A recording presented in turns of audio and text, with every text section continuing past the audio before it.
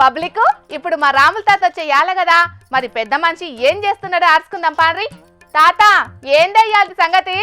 అల్లా అరే ఈ పలకపోరి కాకి మా కాంతి పిల్లగాందిరా.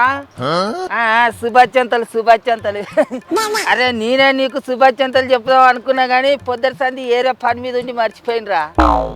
శుభాచంతలు మంచిగా ఉన్నావుగా.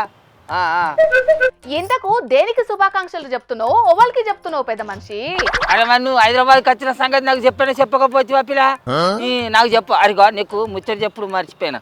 శుభాచంతలు బతుకమ్మ పండుగ శుభాచంతలు నీకు. మంచిది. ఓ ముసలోడా, ఇవాళ ఏం తినము? నువ్వు చెప్తున్న శుభాకాంక్షలేంటి? ఎందుకు అట్లా చెప్పద్దా? ఇయ్యాల బతుకమ్మ పండుగ శుభాచంతలు కాదా? అరే నేను మర్చిపోయిన పిల్లగా. ఇవాళ దీపాల పండుగ శుభాచంతలు కావచ్చు. దీపాల పండుగ శుభాచంతలు. ఏ ముసలోడా, నిన్న దాగింది ఇంకా దిగలేదా ఏంది? ఇవాళ తెలంగాణ ఆవిర్భావ దినోత్సవ శుభాకాంక్షలు అని చెప్పాలి.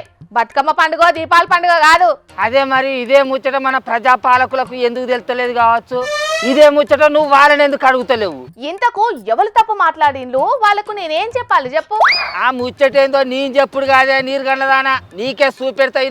ఓ ఎడిటర్ పిల్లగా మన మంత్రి కొండ సురేఖ మేడం మాట్లాడిన ముచ్చట్లేందో దాన్ని చూయించు. ప్రజలకు ప్రతి ఒక్కరికి కూడా ఈ గణతంత్ర ఈరోజు జరుపుకుంటున్నటువంటి మరి కార్యక్రమంలో మీరు అందరూ పాల్గొన్నందుకు పేరు పేరున ధన్యవాదాలు అర్పించుకుంటూ సెలవు తీసుకుంటా ఉన్నాను. అది లెక్క మన మంత్రి కొండ సురేఖ అక్క ఏం మాట్లాడిందో విన్నవా?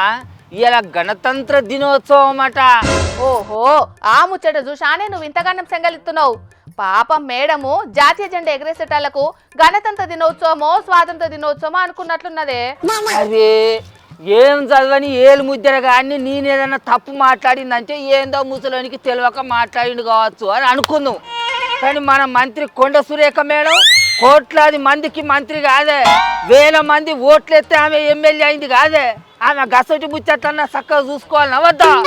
ఏమోనే, మంత్రి కొండ సురేఖ మేడం ఏ ఆగంలో ఉన్నదో తెలియదు గాని ముఖ్యమంత్రి సారు పేరును కూడా తప్పే వాళ్ళకిందే. ముఖ్యమంత్రి వర్యులు శ్రీ యనమలత రేవంత్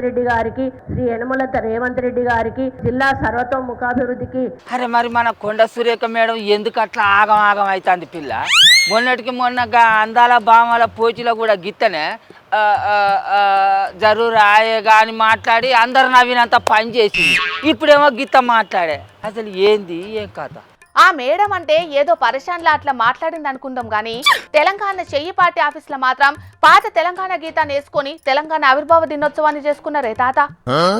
అన్యాలం పాడుగాను గింతాగంలో ఉన్నారేంది పిల్ల మన పాలకులు. అవును ఓ పిల్ల, నిన్నొక ముచ్చట అడుగుతా చెప్తా. అయ్యో, సల్లకొచ్చి ముంత దాచినట్టు ఎందుకు అట్లా చేస్తున్నావు ముసలోడా? ముచ్చటేందో అడుగు చెప్తా. అయ్యో, నిన్న మొన్న వచ్చిన దానివే నువ్వు బాగా నీళ్ళు కాబట్టివేవే. ఇక మన కొండ సురేఖ అక్క మేడం మంత్రి పదవి ఊడప్పాయ తట్టున్నదటగా పిల్ల, నిజమేనా? ఆ పరిశాలనే మేడం అంతా ఆగం మాట్లాడుతుందని ఏమో జనాలందరూ అనుకుంటారు. నాకే వరకు ఆ ముచ్చటిని నిన్ను అడుగుతాను గంజ. అట్లానే నీ కోలన్న చెప్పిండ్లా? నీకు తోకంత తెలిస్తే తొండమంత తెలిసినట్టు బిల్డప్లు కొడుతుంటావు ముసలోడా. సపోర్ట్ చేయక వీక్ ఇరికించి. అబ్బర కొడుకో చూస్తాను. 4 వద్దులకే ఇది గట్టిగా పురికొచ్చినట్టున్నదా? వాళ్ళు కొత్త పిత్తలు. అరే మన ఊళ్ళగా మన నరసింహరాములు గారు లేడా? వాని కొడుకు బిడ్డ. అరే ఇంటికాడ దిక్కా ఉంటాను కానీ బుద్ధిద్దా వార్తలు చదువు దాన్ని తీసుకొస్తా చూస్తాను. అది నా మీదనే ఎక్కి నాట్యం ఆడుతుంది. అబ్బా కొడుకు వారాదు మాపడాలు అయితే ఇక పోదాం. అరే నిజమేను, ఇక్కడ కూర్చున్న ఆల్క తక్కువ దాంతో మాటలు పడాలి చెత్తాను. ఇక చదువుకోలే ఎవరు రేవు తక్కువదానా అట్లా పోయి ఇంత మందుకు చేద్దాం. చూసిన రానల్లా మా ముసలోని కథ ఎట్లున్నదో. ఏదన్నా గింతంత తెలిసిందంటే చాలు వాళ్ళను ఎడ్డియకుంటే మా ముసలోనికి అస్సలకే మనసులో పట్టదు. అయినా మన మంత్రులు చూసుకుంటా మాట్లాడని ఇంకా కూడా గింత అవస్థలు పడబట్టే.